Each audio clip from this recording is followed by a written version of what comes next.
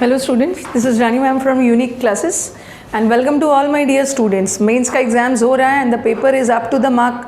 Students paper को enjoy कर रहे हैं. ठीक है, पूरा पेपर इजी नहीं है. सडन पोर्शन कहीं कहीं से ऐसे बच्चे भेज रहे थे अपने व्हाट्सएप पे अपने बातें लिख रहे थे, तो वहाँ पे वो बता रहे थे मैम एक पैसेज टफ आ गया था, एक क्लोज टेस्ट टफ आ गया था. बट ठीक है, ऐसा तो नहीं है कि पूरा पेपर ही डिफिकल्ट मतलब ईजी आएगा. कुछ पोर्शन तो टफ रहता ही है, but overall English was good. Okay, और मैथ्स तो आपका अच्छा आ ही रहा है, तो इन्जॉय करो पेपर को. जिसका अभी होने वाला है उसको best of luck. And guess one more thing, students के काफ़ी queries through WhatsApp and phone calls भी आ रहे हैं कि मैम ऑनलाइन कोर्स वो नहीं समझ पा रहे हैं. जबकि आप वीडियो देखना, मैंने वीडियो में बच्चों को समझा दिया है. जो न्यू ऑनलाइन कोर्स आया है, ठीक है, दैट इज़ ऑन अनअकैडमी.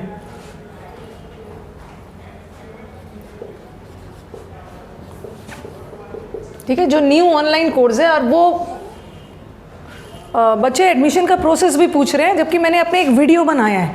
ठीक है, online course big announcement online course वाला जो वीडियो है 5 सितंबर 10 से 11 के बीच में वो वीडियो आया था. तो वहाँ पे पूरा प्रोसेस समझा दिया है. बच्चों को दिक्कत आ रही है how to access the course and all, तो आप अनअकैडमी पे जाना.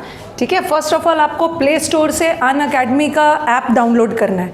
ठीक है, ऐप डाउनलोड करोगे, फिर आप प्लस कोर्स पे जाओगे.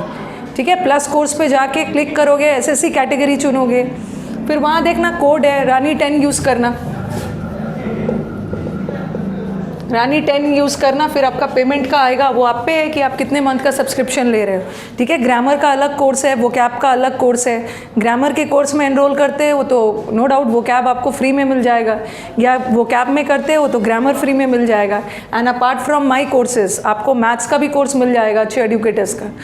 ओके, तो देख लेना एक बार वीडियो ताकि चीज़ें क्लियर हो जाए. ओके, चलो आज हमारा आज का जो टॉपिक है दैट इज़ प्रोनाउंस. प्रोनाउंस में हमने इसके पहले भी प्रोनाउन का हम लोगों ने काफ़ी वीडियोस किया है, but this time this is reflexive pronouns. Pronouns के बहुत सारे टाइप्स होते हैं, जिसमें से आज हम लोग को करना है that is reflexive pronounce. Reflexive pronouns किसे बोलते हैं? रिफ्लेक्सिव प्रोनाउंस का यूज़ हम तब करते हैं जब हमारा सेंटेंस का डूअर और हमारे सेंटेंस का रिसीवर सेम होता है. डूअर को दूसरे शब्दों में क्या बोलते हैं? Doer in other words is known as the subject and the receiver in other one is known as other words, उसको ऑब्जेक्ट बोलते हैं. जनरली सेंटेंस में क्या होता है कि काम कोई और करता है और उसका इफेक्ट किसी और पे पड़ता है. सेंटेंस में सब्जेक्ट कोई और होता है, ऑब्जेक्ट कोई और होता है. जैसे एक सेंटेंस मैंने लिखा, the peon rang the bell. ठीक है, पियून ने बेल बजाया है. यहाँ पे काम किसने किया? The work. यहाँ के डूअर कौन है? डूअर को ही हम दूसरे शब्दों में क्या बोलते हैं? सब्जेक्ट. यहाँ का सब्जेक्ट कौन है? That is peon. काम तो पियून ने किया. क्या काम किया? बजाने का, बेल बजाने का. रिंग ये वर्ब है, और इफेक्ट किस पे जाके पड़ा? बेल पे. So bell is the object. Bell is object भी बोल सकते हो या रिसीवर भी बोलते हो. ठीक है, सब्जेक्ट, या आप इसको डूअर भी बोल सकते हो. ये जो हमारा पियून है ये हमारा डूअर है, इसने काम किया, और जिस पे जाके इफेक्ट पड़ा वो हमारा रिसीवर है. ये जो ऑब्जेक्ट होता है वो एक्शन को रिसीव करता है. तो देखो यहाँ पे सेंटेंस का सब्जेक्ट अलग है, ऑब्जेक्ट अलग है. काम कोई और कर रहा है, प्रभाव किसी और चीज़ पे जाके पड़ रहा है. ठीक है, सब्जेक्ट और ऑब्जेक्ट अलग है. और जहाँ पे सब्जेक्ट और ऑब्जेक्ट अलग है वहाँ रिफ्लेक्सिव प्रोनाउंस का यूज़ नहीं होता है. हम रिफ्लेक्सिव प्रोनाउंस का यूज़ कब करते हैं? जब किसी सेंटेंस में डूअर और रिसीवर सेम हो, काम भी वही व्यक्ति कर रहा है और उसका इम्पैक्ट भी उसी पे जाके पड़ रहा है. Means the same person is the doer and the same person is the receiver. Object और सब्जेक्ट दोनों सेम हो जाए वहाँ रिफ्लेक्सिव का यूज़ करते हैं. फर्स्ट सेंटेंस देखो, I introduced him to the manager. मैंने हिम को मैनेजर से इंट्रोड्यूस करवाया. देखो यहाँ रिफ्लेक्सिव की ज़रूरत नहीं है, क्योंकि आई ने किसको इंट्रोड्यूस किया? यहाँ आई ने किसको इंट्रोड्यूस किया? हिम को. तो आई अलग है और हिम अलग है. यहाँ पे सब्जेक्ट अलग है, ऑब्जेक्ट अलग है, इसलिए यहाँ रिफ्लेक्सिव प्रोनाउंस का यूज़ नहीं होगा. रिफ्लेक्सिव प्रोनाउंस किसे बोलते हैं? जितने भी सेल्फ वाले प्रोनाउंस है ना, जैसे आई का माई सेल्फ. ठीक है, जैसे वी है, वी प्लूरल है. अच्छा, मैं इसको साइड में एक बार लिख के बता देती. अगर किसी को रिफ्लेक्सिव प्रोनाउन का नॉलेज नहीं है कि ये सब रिफ्लेक्सिव प्रोनाउन होता क्या है, जैसे आई का we have myself. We plural है, आवर सेल्व्स. अब यू तो हमारा सिंगुलर भी होता है, यू प्लूरल भी होता है, तो यू का दोनों बनता है. योर सेल्फ भी बनता है, यू का योर सेल्फ्स भी बनता है, ठीक है।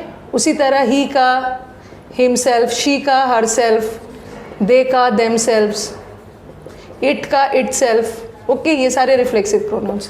और रिफ्लेक्सिव प्रोनाउंस का यूज़ कब करते हैं? जब डूअर और रिसीवर सेम व्यक्ति है। यहाँ पे हमारा डूअर कोई और है, काम कोई और कर रहा है, आई अपने आप को इंट्रोड्यूस नहीं कर रहा है, आई किसी और को इंट्रोड्यूस कर रहा है। तो डूअर अलग है, रिसीवर अलग है, सब्जेक्ट अलग है, ऑब्जेक्ट अलग है, इसलिए यहाँ रिफ्लेक्सिव का यूज़ नहीं होगा, ठीक है। यहाँ पे देखो, आई इंट्रोड्यूस्ड माई सेल्फ, यहाँ आई ने किसको इंट्रोड्यूस किया? आई ने खुद को इंट्रोड्यूस किया, किससे?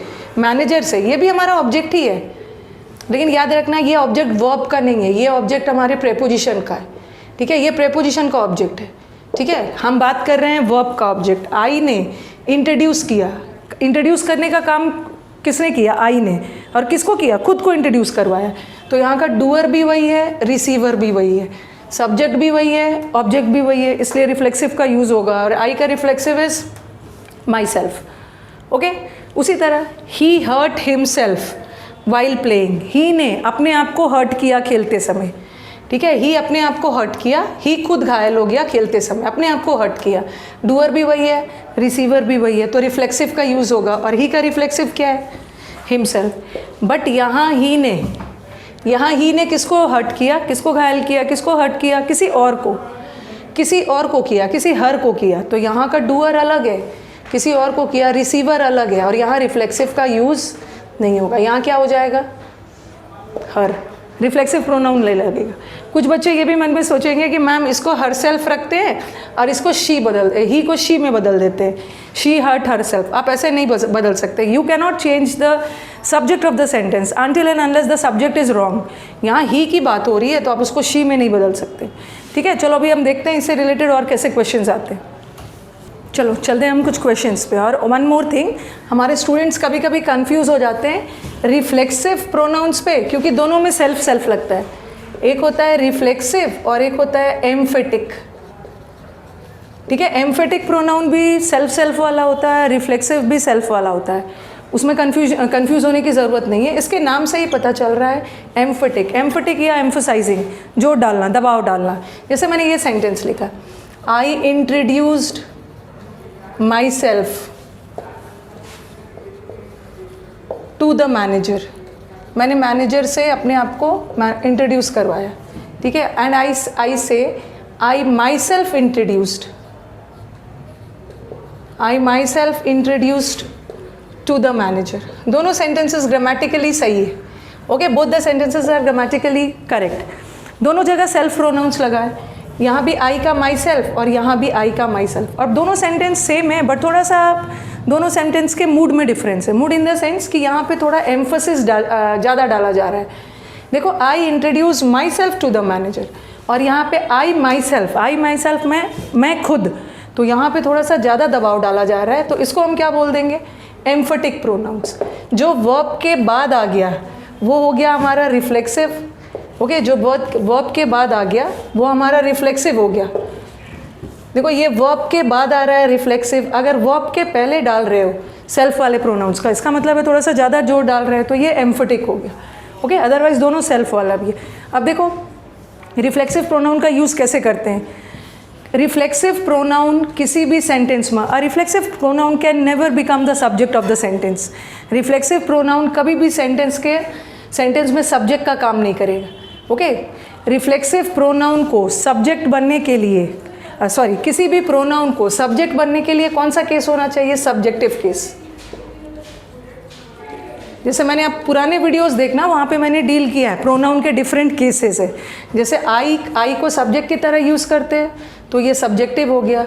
मी को ऑब्जेक्ट की तरह यूज़ करते हैं तो ये ऑब्जेक्टिव हो गया। तो आई सब्जेक्ट है और मी ऑब्जेक्ट है। तो किसी भी प्रोनाउन को सेंटेंस में सब्जेक्ट बनने के लिए, ओके, उसे कौन से केस में होना चाहिए? सब्जेक्टिव केस में। रिफ्लेक्सिव प्रोनाउन कभी भी सेंटेंस का सब्जेक्ट नहीं बन सकता है। कभी कभी आप इंटरव्यू में जाते हो और बोलते हो ना, इंटरव्यूअर आपसे पूछते हैं इंट्रोड्यूस योर सेल्फ, और आप बोलते हो my self mister so and so, ठीक है, बोलचाल में तो यूज़ कर लेंगे, but that is grammatically incorrect. My self नहीं बोलोगे, आप बोलोगे I am mister so and so या माई नेम इज़, क्योंकि ग्रामेटिकली करेक्ट है, ग्रामेटिकली इनकरेक्ट है। सब्जेक्ट बनने के लिए सब्जेक्टिव केस चाहिए। यहाँ पे देखो राम हमारा सब्जेक्ट है, एंड से जुड़ा हुआ है, ये भी सब्जेक्ट है, दोनों सब्जेक्ट है। और रिफ्लेक्सिव प्रोनाउन कभी भी सेंटेंस में सब्जेक्ट का काम नहीं कर सकता है। प्रोनाउन को सब्जेक्ट बनने के लिए कौन से केस में होना चाहिए? Subjective case. और माई सेल्फ का सब्जेक्टिव क्या है? आई। क्या बोलोगे? Ram and I will do the work. Okay, अब ये सब इंपॉर्टेंट है। सर्टेन वर्ब्स, कुछ ऐसे वर्ब्स होते हैं जो हमेशा और हमेशा अपने साथ रिफ्लेक्सिव प्रोनाउन लेगा, बट कुछ ऐसे वर्ब्स है जो हमेशा और हमेशा रिफ्लेक्सिव प्रोनाउंस लेगा, बट ऑन द कंडीशन, बस इसी शर्त पे कि जब सेंटेंस का डूअर एंड रिसीवर सेम हो। और मैंने कुछ आपको इंपॉर्टेंट वाले वर्ब्स दिए हैं। वैसे तो मैंने इसको सारे वर्ब्स को पास्ट टेंस में लिखा है, बट ये प्रेजेंट में भी यूज़ होगा तो ये अपने साथ रिफ्लेक्सिव लेगा। This rule is applicable to present as well. कुछ वर्ब्स है जो अपने साथ रिफ्लेक्सिव प्रोनाउंस लेता है, जैसे अवेल। अवेल करना, जैसे शॉप्स में आप डिस्काउंट अवेल करते हो, मौके का फ़ायदा उठाना। डिस्गाइज, डिस्गाइज का करना मतलब अपने आप को किसी के वेश में छुपा लेना। हर्ट पता है। रिकनसाइल, रिकनसाइल इज पैचअप, मेल मिलाप, ठीक है, दोस्ती कर लेना। जैसे बहुत लंबे झगड़े के बाद दोनों ब्रदर्स ने आपस में रिकनसाइल कर लिया, मेल मिलाप, पैचअप के सेंस में।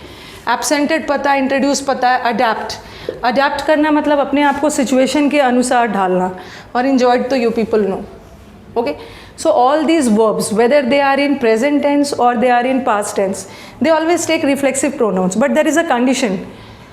रिफ्लेक्सिव तभी लेगा जब डूअर एंड रिसीवर दोनों सेम। पहला वाला सेंटेंस देखो, ये ऑब्जेक्ट है, बट याद रखना ये ऑब्जेक्ट है, बट ये किसका ऑब्जेक्ट है? प्रेपोजिशन का ऑब्जेक्ट, ठीक है, वर्ब का नहीं है, प्रेपोजिशन का है। We enjoyed at the party, और इंजॉयड वर्ड हमेशा अपने साथ रिफ्लेक्सिव लेगा। किसने इंजॉय किया? वी ने अपने आप को इंजॉय किया, तो यहाँ पे रिफ्लेक्सिव आएगा। इंजॉय करने वाला ही वी है ना, वी ने खुद को इंजॉय किया, तो we enjoyed at the party ये रॉन्ग है। We enjoyed ourselves, we ने अपने आप को इंजॉय किया, तो यहाँ वी ही सब्जेक्ट है, वी ही ऑब्जेक्ट है, वी ही डूअर है, आवर सेल्व्स रिसीवर है। नेक्स्ट देखो, दोनों सेंटेंस में ऐसी बात नहीं है ना कि जहाँ भी इंजॉयड वर्ड देख लोगे वो रिफ्लेक्सिव लेगा ही। थोड़ा सा आपको कंडीशंस भी देखना है, ठीक है। यहाँ पे देखो, वी ने अपने आप को इंजॉय किया, बट यहाँ वी ने किसको इंजॉय किया? पार्टी को, तो यहाँ वी ही सब्जेक्ट है, वी ही ऑब्जेक्ट है, बट यहाँ पे वी ने, वी हमारा सब्जेक्ट है और वी का हमारे पास वर्ब का एक डायरेक्ट ऑब्जेक्ट है पार्टी। वी ने किसको एंजॉय किया? यहाँ तो वी ने अपने आप को किया, बट यहाँ वी ने पार्टी को एंजॉय किया। इसका मतलब है कि यहाँ का सब्जेक्ट अलग है, ऑब्जेक्ट अलग है, और यहाँ रिफ्लेक्सिव का यूज़ नहीं होने वाला है, ठीक है। नेक्स्ट आओ, ही अवेल्ड द अपॉर्चुनिटी। जहाँ भी आपको अवेल वर्ड दिख गया तो यहाँ दो तीन चीज़ आपको ध्यान रखनी है। एक तो अवेल वर्ड, ठीक है, मौके का फ़ायदा उठाना। एक तो अवेल वर्ड रिफ्लेक्सिव प्रोनाउन लेगा, अब देख लेना किसका रिफ्लेक्सिव है, वी का है तो आवरसेल्व्स, और दूसरा एक प्रेपोजिशन भी लेता है, दैट इज़ ऑफ। तो ही ने किसको अवेल किया? ठीक है, ही ने अपने आप को अवेल किया अपॉर्चुनिटी के लिए, तो ही अवेल्ड हिमसेल्फ, और एक डाल दोगे ऑफ, दोनों डालो, ठीक है। He availed himself of the opportunity, ठीक है। मौके का फ़ायदा किसने उठाया? अपॉर्चुनिटी ने नहीं उठाया, ही ने खुद फ़ायदा उठाया इस मौके का, तो ही का रिफ्लेक्सिव हिमसेल्फ, और एक प्रेपोजिशन भी डाल लेना ऑफ। नेक्स्ट आओ, ही डिस्गाइज। डिस्गाइज का मतलब है अपने आप को किसी के वेश में छुपा लेना, तो ही ने अपने आप को बेगर के वेश में छुपा लिया। ही ने किसको छुपाया? ही खुद ही छुपाने का काम कर रहा है, और किसको? अपने आप को, तो ही का रिफ्लेक्सिव है हिमसेल्फ,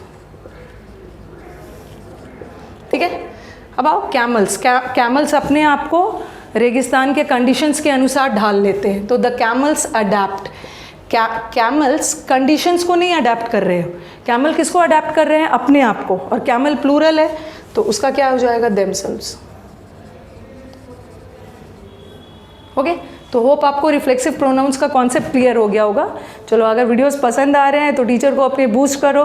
बूस्ट कैसे करोगे? वीडियोस को मैक्सिमम से मैक्सिमम लोगों तक शेयर करो, लाइक करो। चलो, अब मिलते हैं नेक्स्ट सेशन में। Thank you.